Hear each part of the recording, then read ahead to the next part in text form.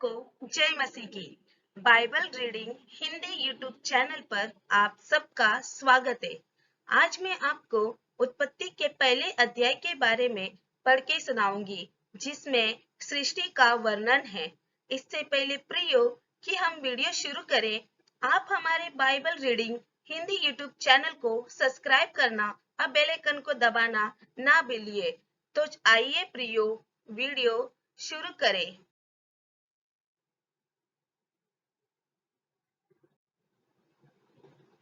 आदि में परमेश्वर ने आकाश और पृथ्वी की सृष्टि की।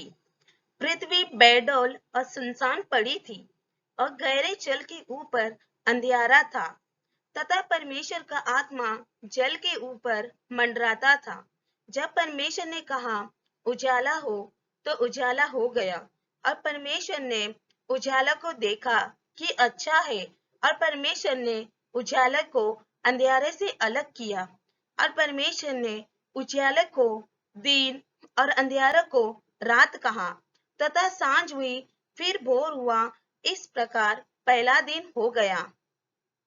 फिर परमेश्वर ने कहा, जल के बीच एक ऐसा अंतर हो कि जल दो भाग हो जाए।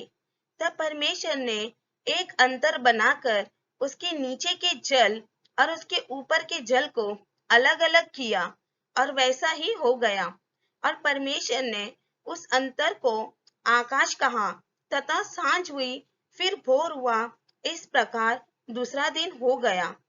फिर परमेश्वर ने कहा, आकाश के नीचे का जल एक स्थान में इकट्ठा हो जाए और सूखी भूमि दिखाई दे, और वैसा ही हो गया। परमेश्वर ने सूखी भूमि को पृथ्वी कहा, तथा जो जल इकट्ठा हुआ उसको उसने समुद्र कहा। और परमेश्वर ने देखा कि अच्छा है। फिर परमेश्वर ने कहा, पृथ्वी से हरी घास तथा बीज वाले छोटे छोटे पेड़ और फलदायक वृक्ष भी, जिनके बीज उन्हीं में एक एक जाति के अनुसार है, पृथ्वी पर उगे। और वैसा ही हो गया। इस प्रकार पृथ्वी से हरी घास और छोटे छोटे पेड़, जिनमें अपनी अपनी जाति के अनुसार बीज होता है, और फलदायक वृक्ष, जिनके बीज एक एक जाति के अनुसार उन्हीं में होते हैं, उगे। और परमेश्वर ने देखा कि अच्छा है। तथा सांझ हुई, फिर भोर हुआ। इस प्रकार तीसरा दिन हो गया। फिर परमेश्वर ने कहा, दिन को रात से अलग करने के लिए आकाश के अंतर में ज्योतियां हो, और वे चिन्ह और नियमित समय और दिनों और वर्षों के कारण हो। और वे ज्योतियां आकाश के अंतर में पृथ्वी पर प्रकाश देने वाली भी ठहरे। और वैसा ही हो गया। तब परमेश्वर ने दो बड़ी ज्योतियां बनाई। उनमें से बड़ी ज्योति को दिन पर प्रभुता करने के लिए और छोटी ज्योति को रात पर प्रभुता करने के लिए बनाया, और तारांगण को भी बनाया। परमेश्वर ने उनको आकाश के अंतर में इसीलिए रखा, वे पृथ्वी पर प्रकाश दे, तथा दिन और रात पर प्रभुता करे, और उजाला को अंधियारे से अलग करे। और परमेश्वर ने देखा कि अच्छा है। तथा सांझ हुई, फिर भोर हुआ। इस प्रकार चौथा दिन हो गया। फिर परमेश्वर ने कहा, जल जीवित प्राणियों से बहुत ही बढ़ जाए, अब पृथ्वी के ऊपर पक्षी आकाश के अंतर में उड़े। इसीलिए परमेश्वर ने जाति जाति के बड़े बड़े जल जंतुओं की और उन सब जीवित प्राणियों की भी सृष्टि की, जो चलते फिरते और जिनमें जल बहुत भर गया। और एक एक जाति के उड़ने वाले पक्षियां भी सृष्टि की। और परमेश्वर ने देखा कि अच्छा है।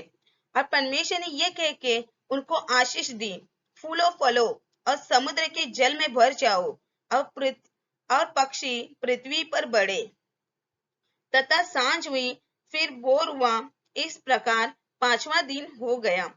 फिर परमेश्वर ने कहा, पृथ्वी से एक एक जाति के जीवित प्राणी, अर्थात घरेलू पशु और रेंगने वाले जंतु और पृथ्वी के वन पशु जाति जाति के अनुसार उत्पन्न हो। और वैसा ही हो गया। इस प्रकार परमेश्वर ने पृथ्वी के जाति जाति के वन पशुओं को और जाति जाति के घरेलू पशुओं को और जाति जाति के भूमि पर सब रेंगने वाले जंतुओं को बनाया और परमेश्वर ने देखा कि अच्छा है। फिर परमेश्वर ने कहा, हमने मनुष्य को अपने स्वरूप के अनुसार अपनी समानता में बनाए और वे समुद्र की मछलियां और आकाश के पक्षियों और घरेलू पशुओं और सारी पृथ्वी पर और सब रेंगने वाले जंतुओं पर जो पृथ्वी पर रेंगते हैं अधिकार रखे। तब परमेश्वर ने मनुष्य को अपने स्वरूप के अनुसार उत्पन्न किया। अपने ही स्वरूप के अनुसार परमेश्वर ने उसको उत्पन्न किया, नर और नारी करके उसने मनुष्य की सृष्टि की। और परमेश्वर ने उनको आशीष दी और उनसे कहा, फूलो फलो और पृथ्वी में भर जाओ और उसको अपने वश में कर लो और समुद्र की मछलियों तथा आकाश के पक्षियों और पृथ्वी पर रेंगने वाले सब जंतुओं पर अधिकार रखो। फिर परमेश्वर ने उनसे कहा, सुनो, जितने बीज वाले छोटे छोटे पेड़ सारी पृथ्वी के ऊपर है और जितने वृक्षों में बीज वाले फल होते हैं, वे सब मैंने तुमको दिए हैं, वे तुम्हारे भोजन के लिए हैं। और जितने पृथ्वी के पशु और आकाश के पक्षी और पृथ्वी पर रेंगने वाले जंतु है, जिनमें जीवन का प्राण है, उन सब के खाने के लिए मैंने सब हरे हरे छोटे पेड़ दिए हैं। और वैसा ही हो गया। तब परमेश्वर ने जो कुछ बनाया था सबको देखा, तो क्या देखा कि वह बहुत ही अच्छा है। तथा सांझ हुई, फिर भोर हुआ, इस प्रकार छठवां दिन हो गया। आशा करती हूँ प्रियो, उत्पत्ति का पहले अध्याय आपको आशीष मिली होगी। अगली वीडियो में नए अध्याय के साथ आप सबके साथ फिर मुलाकात होगी। तब तक के लिए आप सबको जय मसीह की।